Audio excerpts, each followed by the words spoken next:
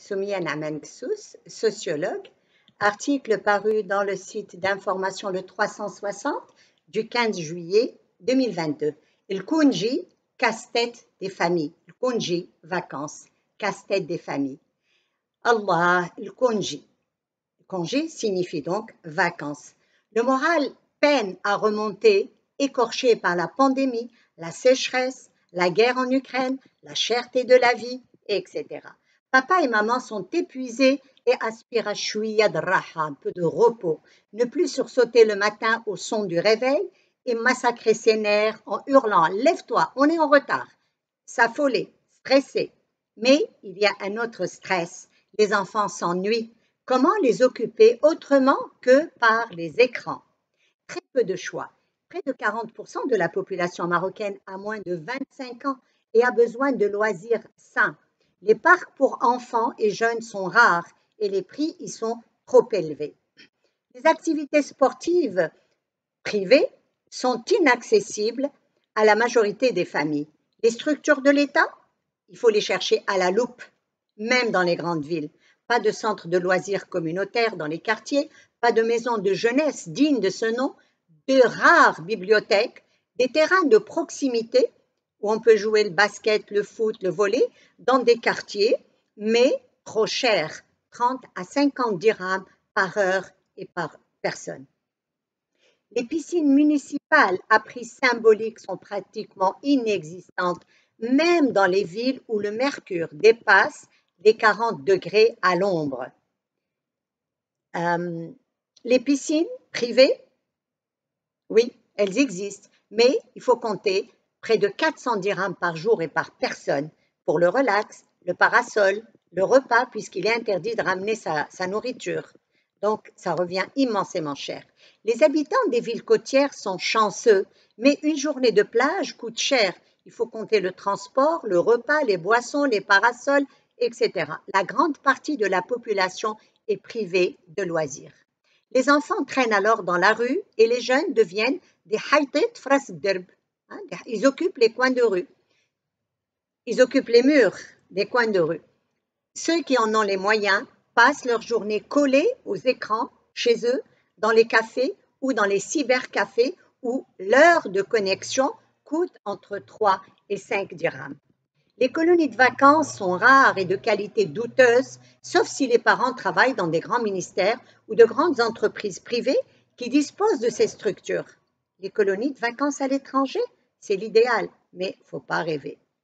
Parfois, les parents envoient leurs enfants chez les grands-parents dans la même ville ou ailleurs, mais une fois grands, les enfants refusent d'aller chez les grands-parents, à moins que ce soit à la plage, beaucoup moins souvent à la campagne, surtout en été où il fait très chaud. Le rêve de toutes les familles marocaines, c'est de voyager pour briser la routine. Si notre pays, par sa diversité géographique et ses deux océans, offre des opportunités de tourisme exceptionnelles, les familles rêvent quand même de découvrir d'autres contrées. L'Espagne reste l'idéal, mais le cauchemar des visas est un obstacle. La traversée du détroit de Gibraltar en voiture est beaucoup moins coûteuse que des billets d'avion. À partir d'un certain budget, le séjour en Espagne peut revenir moins cher qu'au Maroc quand on compare le prix des hôtels et de la restauration. En plus, les familles y font du shopping à des prix intéressants. Mais nous parlons bien sûr ici d'une petite minorité des familles qui peuvent se permettre ces voyages en Espagne. Quant aux moins nantis, pour voyager au Maroc, il faut un véhicule, car si la famille est nombreuse, le déplacement par train ou par car est coûteux. Il n'y a aucune réduction pour les familles nombreuses. Ensuite, il faut payer l'hôtel, dont les prix sont trop élevés. Les 4 et 5 étoiles ne sont pas adaptés au budget des Marocains. Les 2 et 3 étoiles ne sont pas toujours dignes de confiance. Un couple et 2 adolescents en hôtel 4 étoiles, 2 chambres, doit débourser plus de 15 000 dirhams par semaine, sans compter les repas, les frais de déplacement et le reste. Les vacances, c'est aussi l'occasion pour les familles des villes touristiques de se faire un petit peu d'argent en louant leur maison aux touristes nationaux. Souvent, 2 ou 3 familles s'associent pour louer une maison, mais les mamans triment. Elles sont obligées de cuisiner, faire le ménage, la lessive بالفراكة, etc. De nombreuses familles passent leurs vacances chez des proches, surtout les proches qui habitent dans les villes côtières.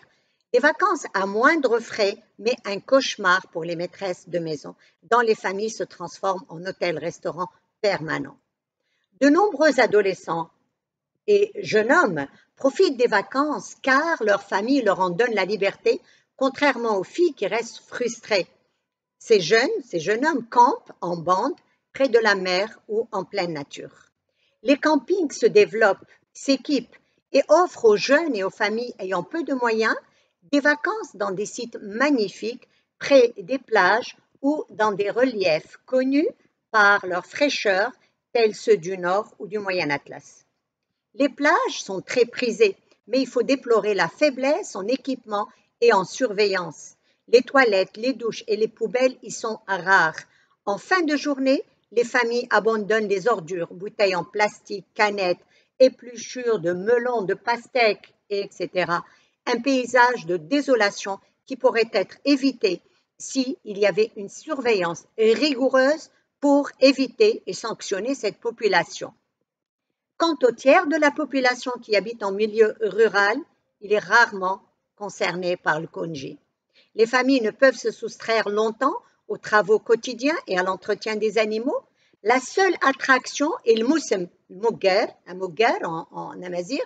Donc c'est fête régionale, annuelle qui allie les activités religieuses autour d'un mausolée d'un saint et des activités festives et commerciales.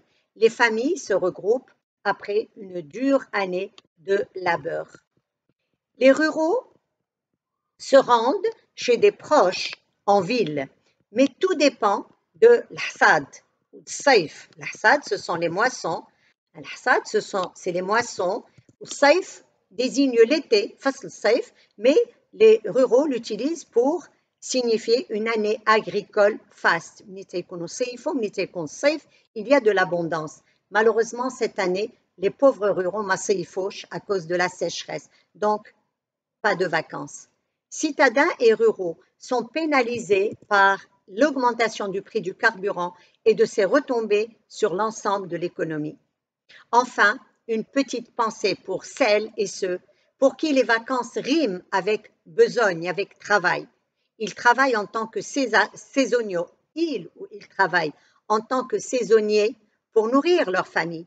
Et il y a beaucoup d'enfants, beaucoup d'adolescents et de jeunes qui travaillent pendant les vacances pour aider leur famille, pour avoir un peu d'argent de poche, mais surtout ceux qui sont scolarisés pour payer les frais et les fournitures de la rentrée scolaire et de la scolarité. أتمنى لكم كونجي ممتاز. Très bonnes vacances. Je vous remercie.